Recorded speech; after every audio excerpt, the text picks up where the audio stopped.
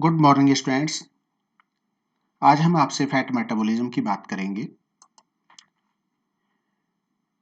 Fat metabolism दो step में complete हुआ। पहला hydrolysis of fat, the second one is the oxidation of glycerol and fatty acids. Hydrolysis occurs within the alimentary canal when the digestion occurs. Here is a molecule of fat.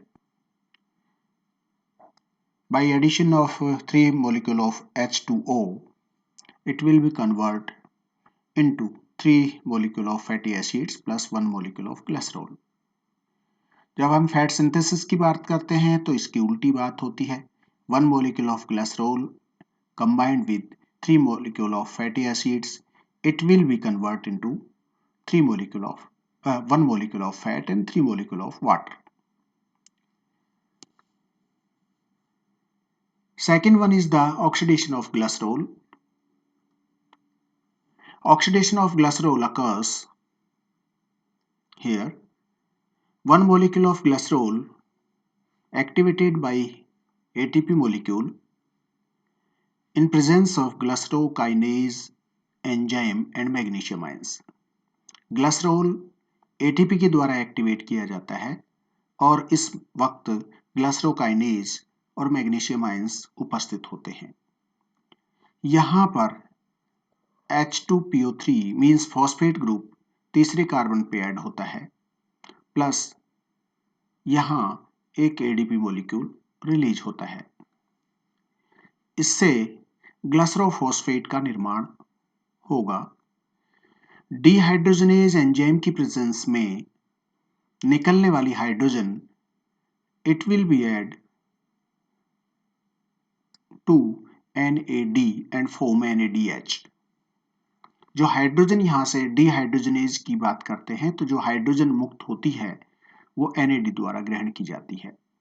तो oxidation हो रहा है तो NAD ग्रहण कर रहा है, it will B enter into the electron transfer system and produce energy. इसकी वजह से डिहाइड्रोजनेज एंजाइम की वजह से यहाँ पर 3PGL का निर्माण हुआ। यहाँ पर तीसरे ग्रुप पे जो फॉस्फेट है 3-फॉस्फोग्लिसरिकैल्डिहाइड, ये CHO बन गया और because of dehydrogenase enzyme hydrogen will be remove, it will be received by the NAD। इस तरह से ग्लिसरॉल का ऑक्सीडेशन हुआ और यहाँ से ये 3PGL जो बना, हम ग्लाइकोलाइसिस में देखते हैं कि PGL जो बनता है वो PGA में कन्वर्ट होके आगे ग्लाइकोलाइसिस में साइकिल में एंटर कर जाता है और आगे ATP मॉलिक्यूल्स जनरेट करता है। Second step of oxidation is the oxidation of fatty acids. यहाँ दूसरा ऑक्सीडेशन जो है फैटी एसिड्स का होगा। ग्लिसरॉल का फैटी ऑक्सीडेशन हुआ, अब फैटी एसिड का ऑक्सीडेशन होगा। फैटी एसिड का ऑक्सीडेशन की बात जो करते हैं, फ्रेंच नूप 1905 इन्होंने बीटा ऑक्सीडेशन के सिद्धांत को प्रपोज किया, इसके स्टेप्स को बताया और यहाँ पर ये जो बीटा ऑक्सीडेशन होता है उसके ये स्टेप्स हैं, नंबर 1, नंबर 2, नंबर 3, 4 एंड 5। ये 5 स्टेप्स हैं। Activation of fatty acids, dehydrogenation, hydration means addition of water, oxidation means removal of hydrogen and thiolysis means splitting. यहाँ पर ये 5 पदों में बीटा ऑक्सीडेशन की जो स्टेप्स हैं ये 5 पदों में पूर्ण होते हैं और हम जानते हैं कि लिपिड्स या फैट्स या फैटी एसिड्स एनर्जी के बेहतर सोर्स होते हैं। तो यहाँ पे कार्बोहाइड्रेट की तुलना में 2 गुना से 2.5 गुना तक एनर्जी मिलती है। ये स्टेप्स की बात हम यहाँ करेंगे। Here is a fatty acids, यहाँ एक फैटी एसिड मॉलिक्यूल है जिसको हम यू रिप्रेजेंट कर रहे हैं RCH2CH2 CH2COOH। फैटी एसिड में हम जानते हैं कि ऑक्सीजन बहुत कम मात्रा में होती है, केवल कार्बन हाइड्रोजन की चेन होती है, और ये सैचुरेटेड होते हैं तो सिंगल बॉन्ड होते हैं, और अनसैचुरेटेड होते हैं तो डबल बॉन्ड बीच बीच में होते हैं। फैटी एसिड यहाँ पर अनसैचुरेटेड फैटी एसिड है, और यहाँ ये पहला कार्बन जिसे हम अल्फा कार्बन कह रहे हैं, ये बीटा कार्बन कह रहे हैं। यहाँ पर बीटा कार्बन का महत्वपूर्ण योगदान होगा या महत्वपूर्ण रोल प्ले करेगा। पहले स्टेप में इसको एक्टिवेट किया जाएगा, और एक्टिवेट करने के लिए यहाँ पर ATP जो है प्रयुक्त होती है। ATP will be convert into AMP and inorganic phosphate will be release. और ये किस काम में, यहाँ पर ये थायोकोएंजाइम A यहाँ प्रयुक्त होता है।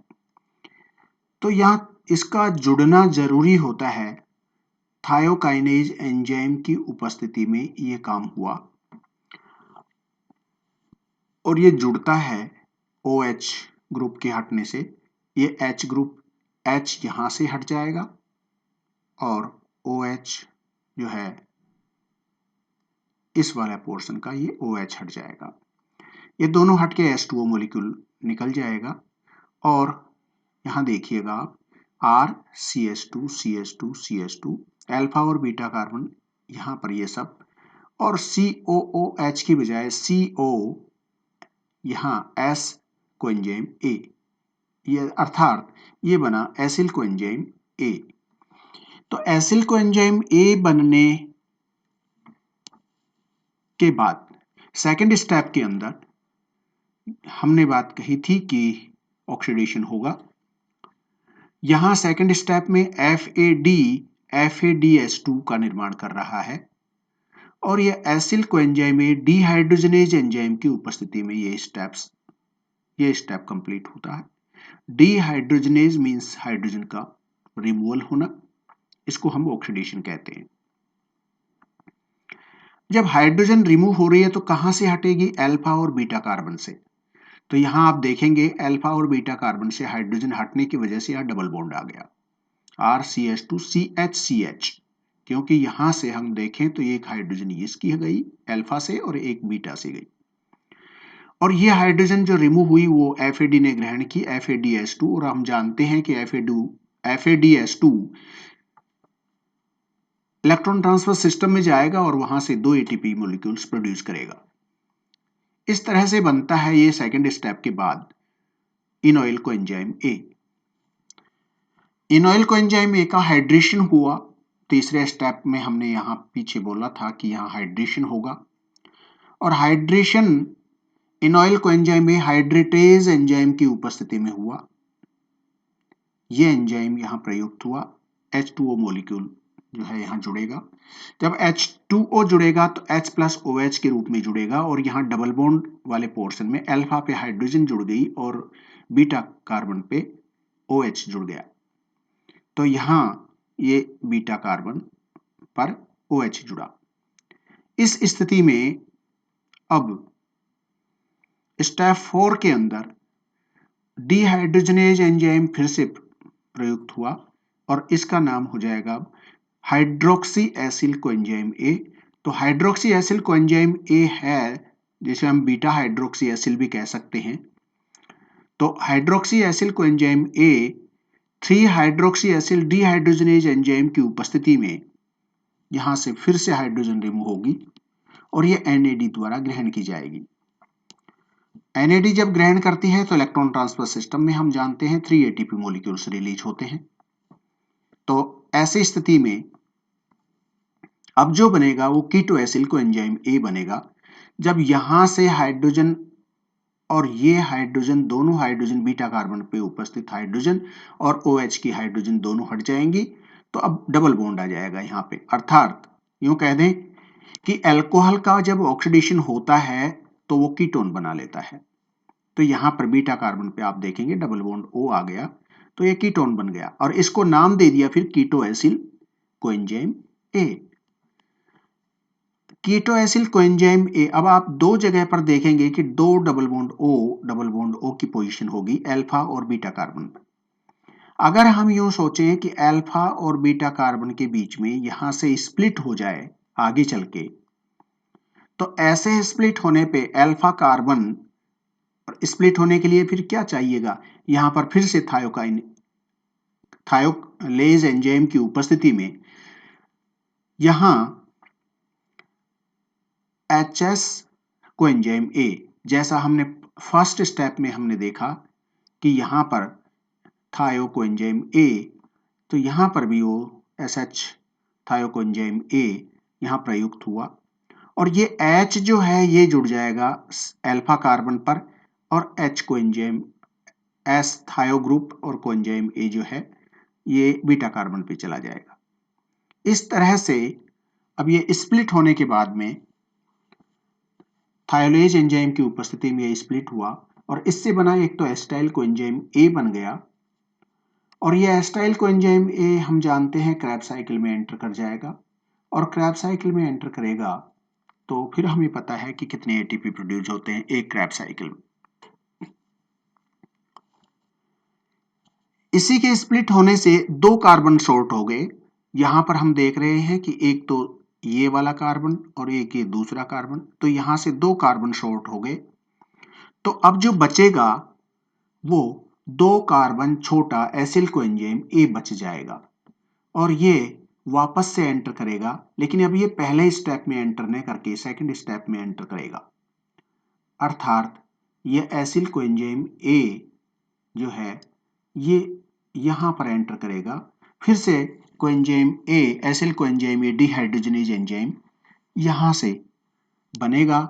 इसकी उपस्थिति में acyl coenzyme A dehydrogenase enzyme की उपस्थिति में फिर से एक FAD को हाइड्रोजन मिलेगी और ये क्रिया फिर से चलेगी। इस प्रकार से अब एक बार एक्टिवेट होने के बाद ये दो कार्बन छोटा होता चलेगा। यदि हम यूं कहें कि एनर्जी का हिसाब किताब अगर हम देखते हैं तो मान लीजिए हम ये कहें कि ये फैटी एसिड 16 कार्बन का है। अगर यूं कह दें कि 16 कार्बन का फैटी एसिड जब इस साइकिल में चलेगा तो कितनी बार साइकिल चलेगी, आप लोगों को सोचने का टाइम है, लेकिन मेरा मानना है कि ये 7 टाइम्स ये साइकिल चलेगी, क्योंकि 8वीं बार में या 7वीं बार में जो है ये दो कार्बन का ही बन जाएगा, तो 8वीं बार नहीं चलेगी साइकिल। तो 7 बार या 7 टाइम्स ये, पहले हम यूं कहें कि ये 16 कार्बन है, एक बार में दो कार्बन अलग हो गए, कितने बचे 14 बचे, फिर बाद में चले दो कार्बन अलग हो गए 12 बचे, फिर तीसरी बार आए तो दो कार्बन अलग हो गए 10 बचे, चौथी बार जब साइकिल चली तो दो कार्बन अलग हो गए और 8 बचे। तो इस तरह से ये 7 टाइम्स जब चलेगी तो आखिर में जो 4 कार्बन वाली चेन बनेगी तो उसमें दो कार्बन का एसिटाइल कोएंजाइम A और यहां पर भी जो एसिल कोएंजाइम A है, क्योंकि वो फिर चेन नहीं रहेगी, ऐसी स्थिति में वहां पर भी एसिटाइल कोएंजाइम A ही बनेगा। तो 7 टाइम्स अगर साइकिल चलती है तो आप यहां देखते हैं एनर्जी का हिसाब किताब अगर हम देखें तो क्या नजर आता है, 7 टाइम्स साइकिल चलती है तो 7 बार साइकिल चली तो हमने वहां पर FAD की बात कही, FADH बनता है, तो कितने बने 7 बने और 7 बने तो एक बार में कितना 2 ATP बनती है और 2 ATP बनती है तो यहां पर 7 टाइम्स 7 FTH बने तो 14 ATP का निर्माण हुआ। दूसरी बात, 7 बार ही साइकिल चली तो 7 टाइम्स NADH बना, NADH2, और ऐसी स्थिति में जब इससे बनती हैं 3 ATP और इलेक्ट्रॉन ट्रांसफर सिस्टम में, और इससे बनी कितनी 21 ATP का फॉर्मेशन हुआ। अब हम कह रहे हैं यहां इस साइकिल में आप देखेंगे कि क्रैब चक्र में एंटर कर रहा है, तो क्रैब चक्र में एंटर करने वाले जो कंपाउंड बनेंगे एसिटाइल कोएंजाइम A बनेंगे, वो कितने बन रहे हैं, 7 बार चक्र चली तो 8 प्रोडक्ट बने, क्योंकि 16 कार्बन की हैं, दो दो कार्बन के एसिटाइल कोएंजाइम A हैं, तो ये कितनी 8 दूनी 16, तो कितने बनेंगे 8। तो हम यहाँ पे कहेंगे कि अब 8 जो है एसिटाइल कोएंजाइम ए बने। तो एसिटाइल कोएंजाइम ए 8 बनेंगे। तो हम जानते हैं जब क्रैब चक्र में एसिटाइल कोएंजाइम ए एंटर करता है तो वहां से एक बार एसिटाइल कोएंजाइम ए से कितने 12 एटीपी का फॉर्मेशन होता है। तो 96 एटीपी का प्रोडक्शन यहां पे होगा। अगर हम इनको जोड़ दें तो ये लगभग 0.31 मतलब 11 हो जाएंगे। ये 9 और 2 11 1 12 1 13 मतलब 131 एटीपी का प्रोडक्शन होगा। अब हम यहाँ 131 एटीपी का प्रोडक्शन तो कहते हैं total ATP generation is equal to 131, लेकिन हम ये बात भूल रहे हैं कि इनिशियल स्टेप में हमने यहां पर इसको एक्टिवेट करने के लिए क्या दिया था, एटीपी दी थी यहां पर। तो ये जो एटीपी प्रयुक्त हो रही है इसको हम यहां माइनस कर देंगे और ऐसी स्थिति में एक एटीपी जो है प्रयुक्त हुई थी तो उसको माइनस करने पर नेट प्रॉफिट जो है लगभग 130 एटीपी का होता है। कई बार कई पुस्तकों के अंदर ये कहा जाता है कि 2 एटीपी प्रयुक्त होती हैं, तो ऐसी स्थिति में 129 जो है एटीपी का प्रोडक्शन हमें। तो ये एनर्जी की बात अगर हम करते हैं कि एक मॉलिक्यूल फैट से जो कि 16 कार्बन का है 18 का होगा तो और ज्यादा बन जाएंगे।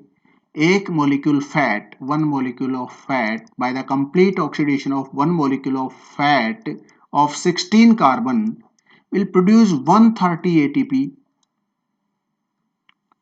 और ऐसी स्थिति में अगर हम कहें कि एक ग्लूकोज के कंप्लीट ऑक्सीडेशन से हमें कितना मिलता है, हम जानते हैं 15 दूना 30 और 8 38 38 एटीपी जो है बनते हैं। ऐसी स्थिति में तो 38 एटीपी बन रहे हैं वहां पर एक मॉलिक्यूल ग्लूकोज से मतलब कार्बोहाइड्रेट से, और एक 16 कार्बन के फैट मॉलिक्यूल से बन रहे हैं 130। तो कितना टाइम एनर्जी ज्यादा हो गई, इसको हम 40 भी मान लें तो 4 12 तो 120 मतलब 30। तो लगभग 3 गुना ज्यादा या 3.25 गुना ज्यादा एनर्जी का यहां पर प्रोडक्शन बेहतर होता है। तो ऐसी स्थिति में हमें फैट्स को ये प्रूव होता है कि फैट्स आर द एनर्जी या rich energy sources. Thank you very much, thanks a lot.